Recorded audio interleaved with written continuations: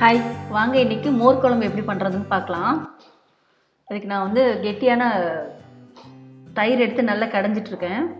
இது மாதிரி துவரம்பருப்பு நல்லா ஒரு 1/2 அன் ஹவர் ஊற வச்சுருக்கேன். அதை அரைச்சி எடுத்துடலாம். இப்போ 3 பச்சை மிளகாய் போட்டிருக்கேன். கொஞ்சம் ஜீரகம் போட்டுக்கலாம். கொஞ்சம் கறி லீஃப் போட்டுக்கிறேன். போட்டு நல்லா பேஸ்ட் மாதிரி அரைச்சிடலாம். இப்போ கொஞ்சம் மஞ்சத்தூள் போட்டுக்கலாம் அந்த மோரில். போட்டு நம்ம அரைச்ச பேஸ்ட்டை எடுத்து போட்டுடலாம்.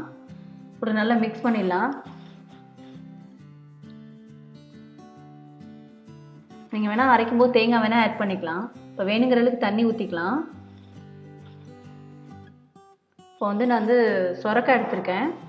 வேக வச்சிடலாம். கொஞ்சம் சால்ட்டு போட்டு வேக வைக்கலாம்னா வேக வச்சாச்சு. இதை தனியாக எடுத்து வச்சிடலாம். இப்போ நம்ம கரைச்சி வச்ச மோர் எடுத்து ஊற்றிடலாம். இது ரொம்ப கொதி வரக்கூடாது.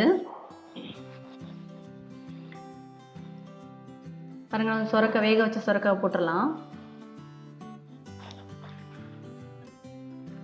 இப்போ நம்ம அதுக்கு தாளிச்சிடலாம். கடுகு போட்டுக்கலாம், கொஞ்சம் வரமிளகாய் போட்டுக்கலாம். போட்டு அதில் மிக்ஸ் பண்ணிடலாம். இப்போ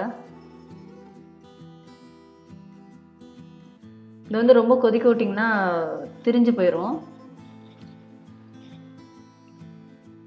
இப்போ ரெடி ஆயிடுச்சு மோர் குழம்பு. சூப்பரான மோர் குழம்பு. இதில் வெண்டைக்காய் கூட போட்டுக்கலாம்.